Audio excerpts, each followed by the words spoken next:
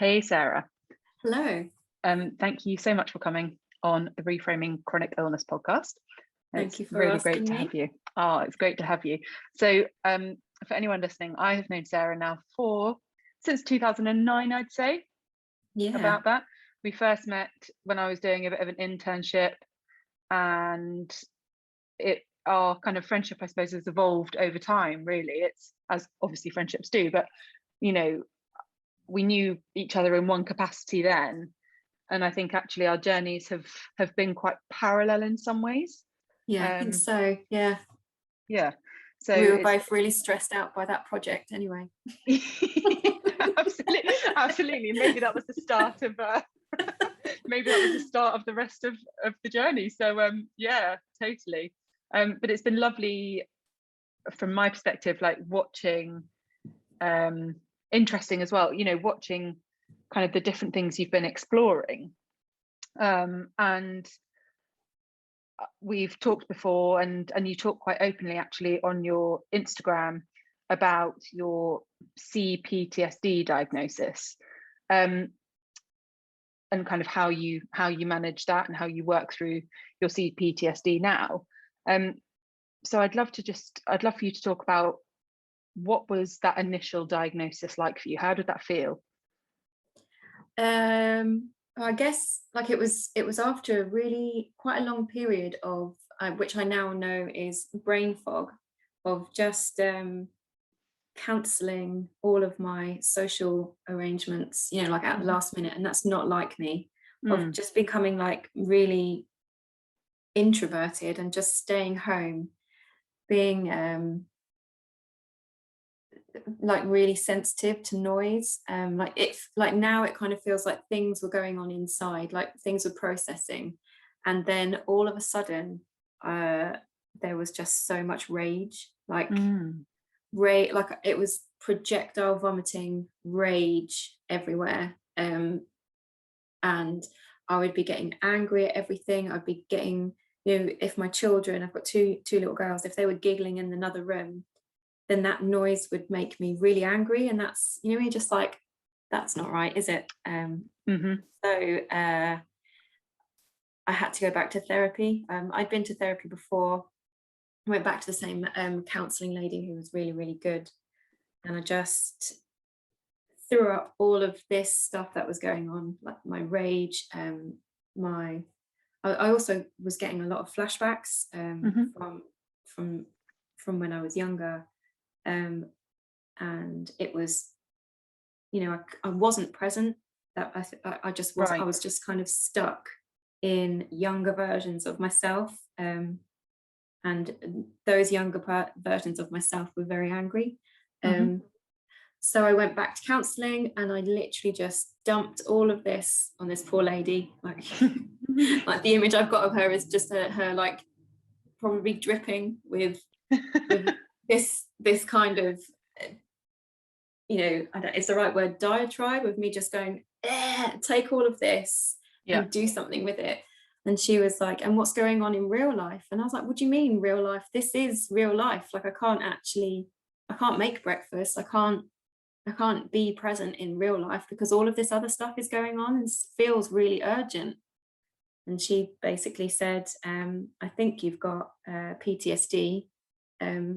You can't give a proper diagnosis of complex PTSD just yet because it's not in like the book of psychology. Right. But it is more complex PTSD, and the complex part means that the trauma that I had was long. It wasn't just one event. It was, there was no safe place for me to go to. So it means that the symptoms are a little bit different. And then once I realized that, once she gave me that diagnosis, I kind of relaxed because at least I knew what it was. It didn't feel as urgent then. It was kind of like, oh, okay, all right then. So I can go away and I can do some research on it and I can read about it and I can be like, oh, okay, that's fine. And it felt, it calmed me down having the diagnosis, I think. Like it wasn't didn't feel as life-threatening or as manic. If Yeah. you know, if someone else understands it and can put a label on it, then you know, other people have gone through that too. And I could, you know, you know, if I was getting angry, I can at least, you know, say to my children, this has got nothing to do with you, I'm really sorry, just stay over there for a little minute Yeah. whilst I just deal with this. And I call it spikiness. Yeah. I've got spikiness. This hasn't got anything to do with you. And they're really good at going, okay, all right then, we'll stay over here. Yeah. Which is better than not knowing and just, you know, when you kind of think, shut up. Yes. I'm not doing that. You know, like I can separate it. Like, can you just stop that for a second? Because I'm feeling a bit spiky. Yeah. I'm trying to concentrate on driving. Can you stop that for a second? I'm like flared up, and I need to concentrate for that. I need just like 5 minutes of silence. Yeah. So I was able to give my needs. And they, you know, they were quite young at the time, but they, you know, they have those feelings as well. So right. Yeah, we can all be respectful of each other's feelings. Yeah, I love that, and it's such an education for them, and perhaps an education that people of kind of our generation and before that didn't receive, and that awareness of, as you say, respecting each other's needs, and that they have them too, and that might help them when they're feeling, you know, overwhelmed or stressed or whatever, you know, that might help them describe. I love how you describe spikiness and dripping and having these visual. I mean, this is how we first met. You know, we're both very kind of creative visual people, and having those descriptions available to us. And when I'm in therapy and, you know, we're going through things, I often will describe like shapes and heat and expressions, and being able to put those things to the words and the feelings is great. And that kind of leads me on to your expression of the things you experience is fascinating to me. It's the way you kind of then take that one step further to create things like, you know, physical things or digital things is fascinating. And I look at these things you create and I'm like, wow. And I'd just love for you to tell us a bit more about that process. Yes. So my C-PTSD comes up, and now I kind of know the pattern that it takes. Mm-hmm. So I'll have that brain fogginess, and that takes a while to notice that it's happening because it's really dull. And you don't realize it. You kind of go, actually, I just want to stay in. You don't, you know, and it's quite a safe place. But that's just my body, I guess, processing what it's about to reveal to me. In terms of, you know, another traumatic experience. So then it is revealed to me, and then I have to feel it. I have to process it all. And the way it reveals itself to me might be flashbacks, visual flashbacks, emotional flashbacks, my dreams, my touch, which is really weird, and smell. It's really bizarre. Do you ever get taste? Yeah. So it's really, really weird. And actually thinking about it, I can feel something on my hand now. The body really is amazing, right? Yeah. And then also, like, to kind of process it, I read the books and they kind of said, you know, the art therapy is a good way to process it. So I had a really vivid dream of, this was a while back, of my old bedroom, my old childhood bedroom. And I thought, right, I'm going to draw this. I'm going to draw this room, and it's like a really rubbish perspective drawing that I did, and then I kind of just coloured it like with my children's watercolours, the colours that it was, and that kind of like, it stops the chatter in your head when you're colouring something in, you know, the mindful colouring thing. And as it stopped the chatter, it I know we've spoken about this before, but I always feel really weird when I bring it up. Like the intuition, the inner wise woman kind of Yes. spoke to me, Yeah. and I got goosebumps now thinking about it. And it explained. So whilst I was painting this in, it just explained this massive part of my childhood in such a direct way, with hardly any words, but just, you know, the act of colouring in kind of brought that to the forefront. And it was all to do with being the family scapegoat. Right. Yeah. And I was the eldest. I am the eldest, and as a result, even if I wasn't in the room, it's Sarah, rah, you know. And I was like, but it wasn't me. I wasn't even upstairs, or I wouldn't even be home, and I'd get the blame for it. And like, you know, the logic of that, I've always gone, well, that doesn't make any sense. That's fine, but it hadn't stopped me from carrying the responsibility of everything that had gone wrong all the time, because it was all the blame was always passed to me. And it was like just this flashback, like this not a flash, it was like, it was just really calming with this I can't even remember the exact words that it was said, or even if they were words, or just a feeling. But it kind of said, you know, that all happened because of this. And then it helped me understand a whole set of scenarios, and then kind of just that one interaction helped me kind of take that backpack off of all that blame that I'd been carrying. You know, like I knew that it wasn't mine to carry, but it was still being packed in a little bag and put on my back, and I was able to put that down. So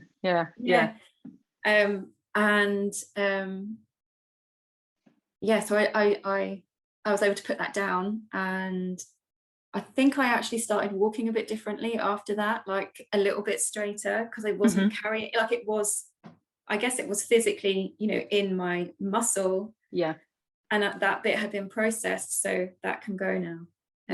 Which was really freeing. And actually, now I'm quite happy to take the blame for anything. Like, blame, that's fine.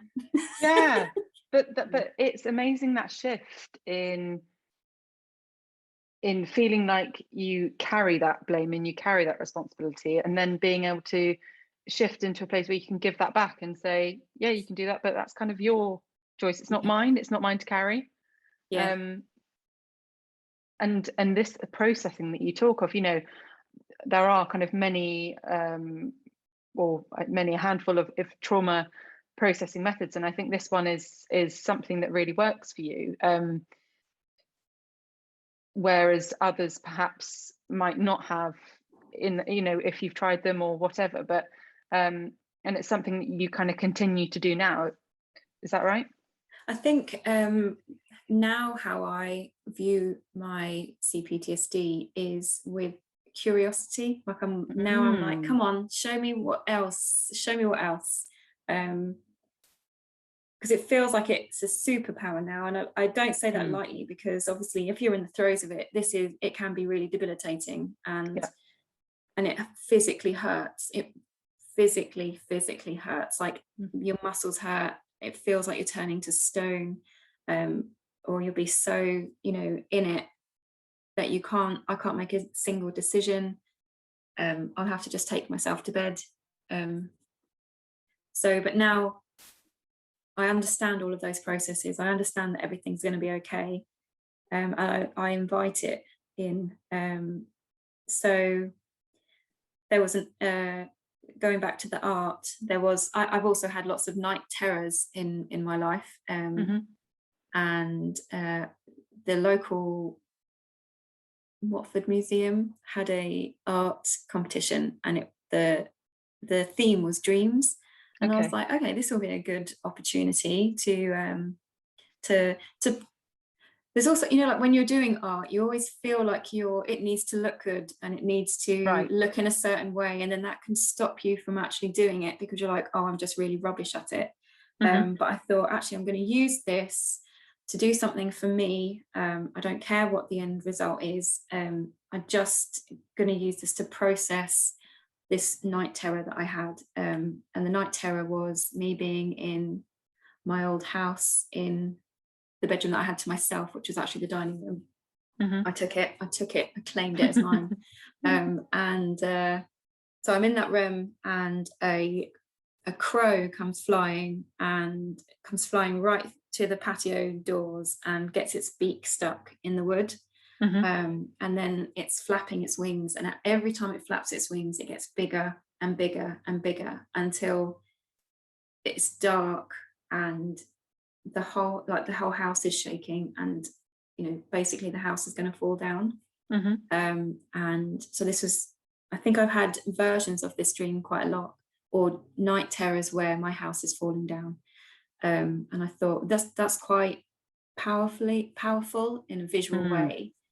So I made a collage of and it's weird because when I put it up, actually people can see that it looks like my old house, and I used found images. And it was difficult to try and get the movement in there, in this collage of, it was an outside perspective of the house, with like a big massive crow just kind of stuck in, like its beak stuck in the wall and cracks appearing. And like to get movement in there, I put in one of those white plastic outside chairs, and kind of it was tipped up, and nice. And I was like quite excited whilst making it, and it was like, it was a freeing kind of exercise. There was no pressure on it to look a certain way because it was for me. And it didn't matter. It didn't have to be pretty, which is really good. And then that pressure. And also what was good is that it had a deadline, so I had to hand it in, which was good. So I did hand it in, and actually I won the competition. Woo-hoo! Yay! Oh, I love that. I love that. I know, I won a trophy for that one. Yes. Please say you've got it in a cabinet. I had to give it back after a year. It was really sad. I know, for the next competition. But my name's been engraved on it, so okay. Pass to the next person. I love it. That's amazing. Yeah, it was funny. Wow. I mean, these dreams and night terrors that you experience, they seem so kind of vivid. And I know you've experimented with dream herbs before continuously. I don't know. What's your experience with those been like? So I guess I started paying more attention to my dreams because things were coming up in them. I read this book, and it's a short introduction to Carl Jung. And he had a chapter on dreams, and it was quite, it's a small chapter. It's not anything too in depth about it. And it described a way of analyzing your dreams and checking in with yourself. And this was quite early on with my diagnosis. And I thought, that's really interesting, and didn't think anything more of it. And he described in the chapter, it kind of described this manic, like mad short dreams put together, where there might be like you're in one scenario and something crazy happens there, and then you're in another one and something crazy happens there, and then you're in another one and something crazy happens there, and that's all just one dream. And so I had that dream. I had one of those dreams, and I was like, oh my gosh, this must be what Carl Jung was talking about. So I had to fish that book back out and read, like, okay, I've got to pay attention to what happened here. The first part of my dream, the location was a video game arcade in a place called Staples Corner, which is where the M1 kind of goes into London and meets the North Circular. So it's like a really complex road situation. The people who were in it were a group of people who I know, and they also said they were expecting my brother to turn up, and a load of soldiers. And the feeling was kind of like, oh, I've turned up here. I'm a little bit tentative, a little bit unsure, and wide-eyed. And like kind of what happened in the dream was everyone was playing on the video games, and it was really dark outside and quiet. The people who I knew were on motorbikes racing and saying my brother would be along soon. And the place shut and everyone walked towards Cricklewood along all the flyovers in the dark and then disappeared. I was talking to a female soldier who was telling me about her experiences in the Afghan war, and there was no one else around, no people or cars. And I guess the meaning I took from that was, as I had just been diagnosed with complex PTSD, it was a new reality for me. Right. So the game, there's a link with the virtual reality of the games, I guess. Yeah. The people who I knew were in that place as well had also been through childhood trauma. So it's kind of like, this is my tribe. Yes. And the soldiers are just, like, that is standard definition of PTSD. Right. So it makes complete sense. Also, just a little worry that my brother might show the same symptoms as me. He didn't turn up in the dream, so that wasn't a worry at that time, but I guess it was just a niggle. Yeah. And the dark adds mystery. The paths and flyovers are really complicated in that area. So as we were walking off, it just kind of showed it wasn't going to be like a straight road. It was going to be, tricky, and one that I'm probably going to have to do on my own. And I didn't feel scared at that or anything. It was just kind of like, oh, okay. The second part of my dream, I was on a sailing boat in clear, bright sky and sunshine. My husband was there with his family. And my feeling was a bit powerless, but not sure if I was actually present in the dream or just observing, because I didn't really have a role. The action was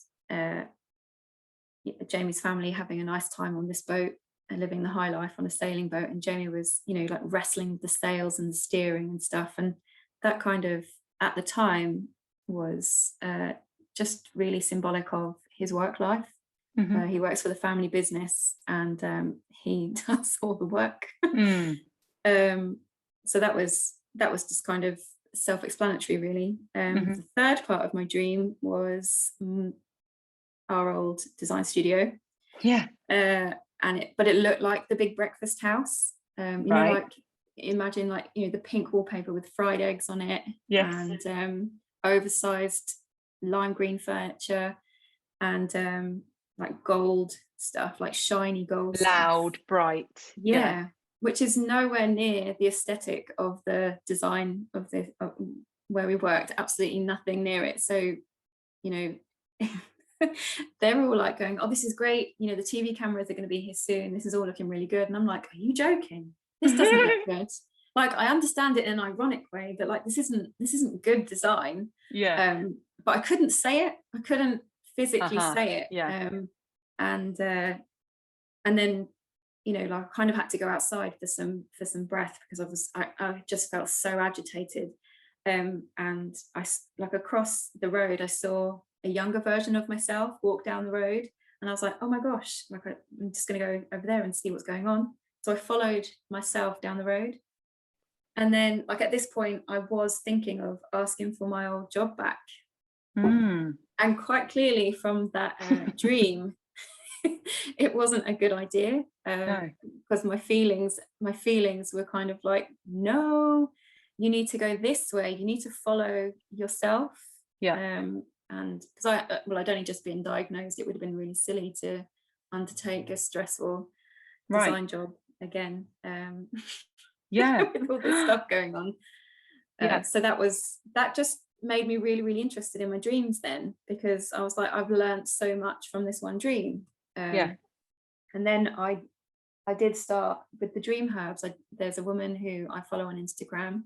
Her name is Tree Carr, and she was doing a free dream workshop, and I signed myself up to that. And there was these, she kind of showed us these dream herbs which help with lucid dreaming, and it all just seemed really exciting. And it was all throughout lockdown as well, so we couldn't go out. If you can't go out, go in, like, I love that. So I'll go to bed early and I'll have a great time in my dreams. I'll go on holiday. And if I learn anything about myself, then that's all great. Bonus.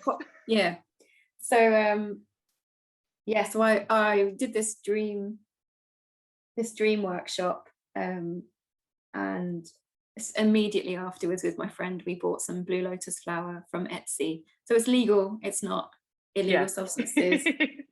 Blue lotus flower is from ancient Egypt, and the active constituents promote euphoria and sedation, so you'll feel a little bit stoned, I guess, before you go to sleep, and then you'll have a night full of crazy dreams. And yeah, they work. I definitely did. It's quite funny because they're also an aphrodisiac. I never know if these really exist or not, aphrodisiacs. No, you know, you're just like, oh, chocolate's an aphrodisiac, but you have to eat all like the time. 3 tons of it, and you're like, you wouldn't feel that way after 3 tons of but I'd made my husband one of these cups of tea as well, and it was just quite funny. Amazing. So I had very, very good dreams off of that, and then I also bought some, this one's a really difficult one to say, it's called Calia Zacata Chichi. Wow. Which is a Mexican dream herb, and this one, it gives, like, you obtain insight and sharpen intuitive perception in your dreams. And I was like, well, yeah, let's try a bit of that, and got the tea leaves, and this one tastes so revolting. Like, it was really difficult to drink it because you try and swallow it, but it was like activating my gag reflex. Wow. It was that bad. It was so bad. So I struggled to drink the entire cup, but the dreams of that were amazing, were really, really good. And the last one I've tried is mugwort, but I tried that in you can get mugwort gummies. Okay. So you take like a few little sweets before bed, and they were really, really good as well. And all of these and the dream workshop helped me with, I've been having like recurring dreams, like not very often, but every so often I'd get a recurring dream from someone in my past, and I'm like, oh, hello, what are you doing here? Yeah. You know, it's just really bizarre. And so I was like, what is all of this about? It's all really strange. So following the dream workshop, the lady was like, it's not, you know, if you have a recurring dream, like if it's a fox or a tree, if you get into the practice of lucid dreaming, you can go up to the item, the person, the fox, the tree, and you can ask why you're there, and it will give you the answer because you're talking to yourself. Wow. And I was like, oh my God, this is amazing. And I've been having recurring dreams for like the past couple of years. Let me find out what that is. But she also said, like, you know, if it is a fox, it's not a literal fox, you know, it's symbolizing something. And that's, you know, with dreams, it is all about symbolism. And that symbolism is personal to you. So I'm not sure, you know, if you look up, oh, I dreamt of, I've dreamt of an albatross last night. What does that mean? And you'll get all these different meanings, and you're just like, that doesn't make any sense to me. So it is, I think it's really personal. That's so interesting, because I think so much of the time we try to put meaning to these things that happen. And going back to what you said earlier about being in a place of considering going back to work for your old employer, it was, your body clearly knew that was not a great idea, and you had the understanding and you had the tools to kind of listen to that intuition, and I think that's amazing, because so often we can, you know, I don't know what reason you were considering going back, but kind of more practical needs can sometimes take over our more, you know, personal, physical, intuitive needs, and that's when we stop listening to ourselves. But I'm so pleased that you kind of were able to do that. Yeah, I think I just love it. I really get excited by it. So I'm really pleased that you asked me on here to talk about it, because it's like, someone actually wants to listen. It's not just, should I tell you about my dream? People are like, no. Right. It's like, should I show you my holiday snaps? No. Don't. Exactly. Yeah. Yeah. But you know, it is fascinating, and also do you feel like for you to start going into experimenting with dream herbs, that you were in kind of a safe place with yourself, thanks to kind of the Yes. therapy that you had done? Yeah, definitely. I think when you do the dream herbs, you have to, you know, not be on any, it can't, you know, you need to make sure it doesn't interact badly with any medication you're on. Right. And also, if I was in a flare up, I'd probably be having night terrors anyway. So I definitely wouldn't be inviting them in. It's kind of when I'm feeling safe and curious rather than, and you know, like just when you start listening to your body and going, what's going on here? You know, when you just realize like there's a few patterns happening, and you just take a little sit back and you're like, what's happening here? You know, and then I'm like, oh, let's get a bit curious about that then. Or sometimes now, because I'm not in flare as often anymore. And so it might just be like, oh, it's a Tuesday night, let's take some dream herbs and see what happens. Yeah. And that curiosity, yeah, absolutely. That curiosity is such a beautiful thing, actually. And you talked earlier about seeing your, I think you said, please correct me if I'm reciting wrong, but your PTSD as a superpower, and you don't take that lightly. Am I right? No, I think remembering that, or what did you say? Yeah, I think through my PTSD journey, it is me. I think the term is unfucking yourself. Do you know, Right. like when you Yes. just let go of all of the shit that you've grown up with, and you allow the person you're meant to be to come out. Yeah. So I'm not carrying all of the blame for everybody else anymore. I'm not doing that. I'm letting that go. There was another one actually, what the recurring dreams are actually just showing it was like all to do, when I worked out what the symbolism was, it was clearly all to do with my core beliefs about myself. Like I have a core belief that I'm really irritating, Right. and that is quite, I've lived my life up to now trying to be as less annoying as possible. Like I will not ask for help if I need help. I'll just wait over here. Yeah. You know, if I'm sending someone a message, I'm like, oh, I'm really sorry to take up your time. You know, they're probably apology. Yeah, just apologizing for myself all the time and being like, oh, okay, maybe I'm not as irritating as I thought I was. So now I can be, well, not even irritating, but I can relax a bit. And, you know, if you're chasing up a job or something, the amount of things I've let go because I didn't want to be annoying, you know, and now I can go, oh, hi, remember when you said that you had this for me? Can I have it? You know, rather than going, I can't do that because that's just being annoying. Yeah. So it's, you know, I can do that now, you know, and so it feels like it is a superpower because it's any doubts I have about myself or insecurities or anything, I'm learning where they stemmed from, and I'm just throwing them in the bin, you know. I'm dealing with them and moving on and being the person who I want to be, and having like just feeling a lot more freer, you know, less self-conscious and all of those, and having fun as well with it, like being curious and playful with it.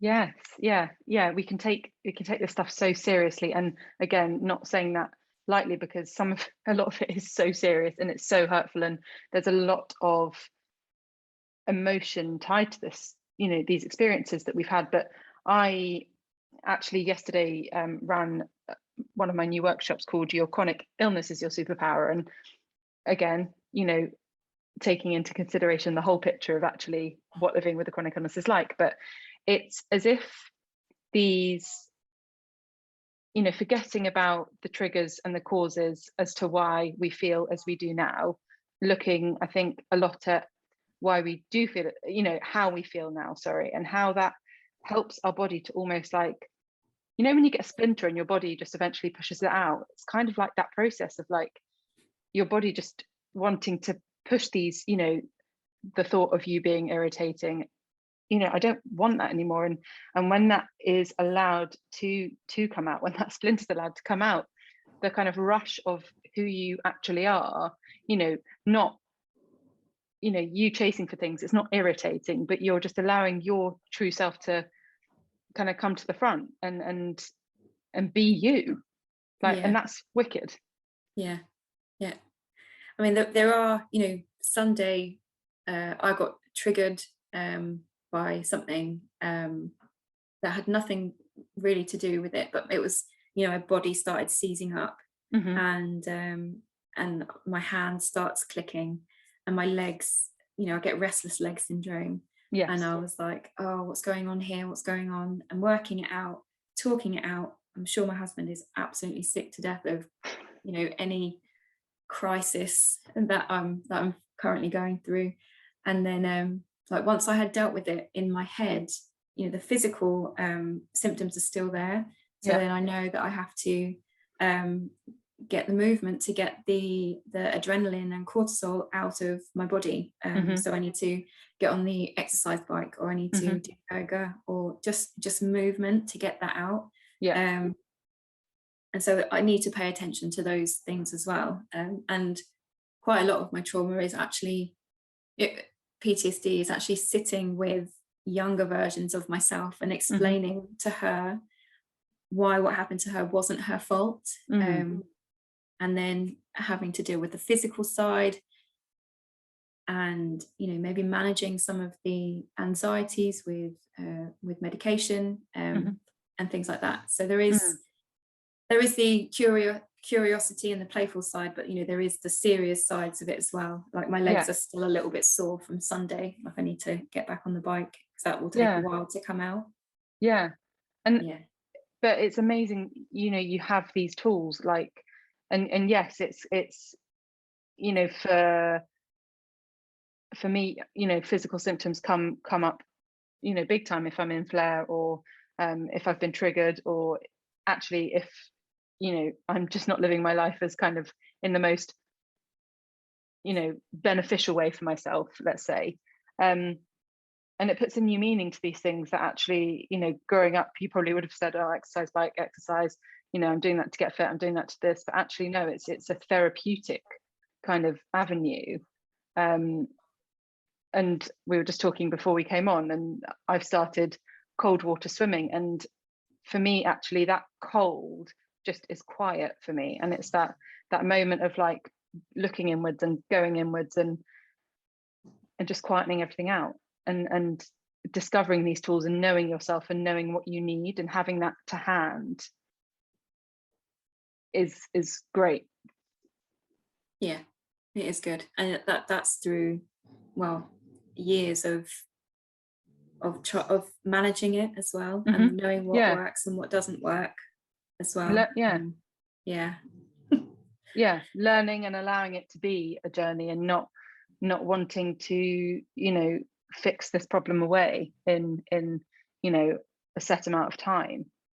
Being accepting that, and again, staying curious, allowing that curiosity and fun to come into the journey, and helping yourself realize that it's not going to be a really hard slog the whole way. You're going to discover some really wonderful things, and it all kind of mixes in, just, you know, much as the picture of life, it's everything. I just have to apologize, because that noise is Lenny snoring behind me, so that's that noise. Amazing. I love a dog snore, but he's really comfortable. Oh, bless him. Over lockdown, you started making these really cool looking cocktails, and you do a version for you and Jamie, and then a version for your girls. And again, they were just so beautifully presented. But they kind of, and you've talked about your psychotropic plant course, and is that kind of an experimentation in one thing? If you know what I mean. Yes, I think this is the cocktails I did was using plants from the garden, weeds and flowers from the garden, and I'd make one every day, because who didn't need to have an alcoholic drink at 5 p.m. after homeschooling all day? But kind of, there, you know, some days everyone was filled with anxiety, and or arguing over, that's not what this means, or get out of my space. And so we would be on different floors, and then at like 5 p.m. I'd be like, right girls, come downstairs, it's happy hour. Love and it. we'd make a cocktail together using flowers in the garden, and then we get back together again and kind of make up from the stuff that happened during the day. And it was then like relax time, and so we did this every day, and it was also helping, you know, to not scroll throughout all of that news, which was making me really anxious and nervous, which wasn't then helping with the homeschooling. So I learned a lot as well, and then it kind of, with the dream herb situation happening simultaneously, I also then got another symptom, which was migraines. So I couldn't actually have that much alcohol. I was only having like 1 cocktail a day, which I guess is quite a lot anyway. But like it wouldn't be like an entire bottle of wine, it'd be 1 cocktail. A square of dark chocolate equivalent. Yes. And then I couldn't do it anymore because it was just giving me a migraine, and there were also menstrual migraines as well. So it was basically any time that my body felt depleted in any way, I was getting these migraines. And so I was doing the dream herbs at the same time, and it just kind of went into, the psychotropic plants, what can these do? So I just finished my course actually yesterday. That's taken me, yay! And so learning about magic mushrooms and the original uses of these dream herbs in ritualistic places across the world, and the ayahuasca stuff, which has all been used to treat trauma as well. There is the microdosing to help with microdosing psilocybin, is that how you pronounce it? To help with depression and trauma and things, and just getting a little bit more interested in it. There's like with the blue lotus flower that I've bought a load of from Sri Lanka, because I just love it. If you can mix that with wine, and then you literally get the party drug of the ancient Egyptians. Oh my god. Wow. I haven't made it yet, and I've got the ingredients. You need to be ready. Yeah, I need to be ready. But like, if I can still make these cocktails, they've got the cacao ceremonies and stuff like that, that make you feel good, using plants, can help with your depression, can help with your trauma, using these dream herbs and these psilocybin things, which are all being, back in research, kind of reevaluated, aren't they? Yeah, which is really exciting. And also there's a new product out, I think it's called 3 Spirits, where they use herbs. So they make a nightcap which has got no alcohol in it, but it's full of like the herb active constituents, which will help you go to sleep after a meal and help you digest your food. And there's one to help you be more social as well. So there's a lot of work happening at the moment using, the power of herbs, which is really exciting. So it's just a really exciting place to be. And I've bought some seeds to grow my own mugwort, and I've grown some seeds to grow a plant called vervain, which is a type of verbena, and apparently if you make tea with that you'll see God, so we can give that a go. There you go. Sounds good. So it's I need to wait for next spring for that to happen, but people have been asking me where have the cocktails gone, and I'm like, don't worry, I'm working on it. You are. And am I right in saying you're working on a project that comes from the cocktails? Yes, I'm trying to write down some of the better recipes, because some were excellent and a couple were really bad. I made one out of nettle, and that was really murky and looked like pond water, and it didn't taste very good either. But all the others were really, really nice. Yeah. So I'm collecting a few of them and hopefully putting together a book. Well, I am putting together a book to encourage foraging with children, and also so that we get to know the names of flowers, because a lot of us have lost connection to nature.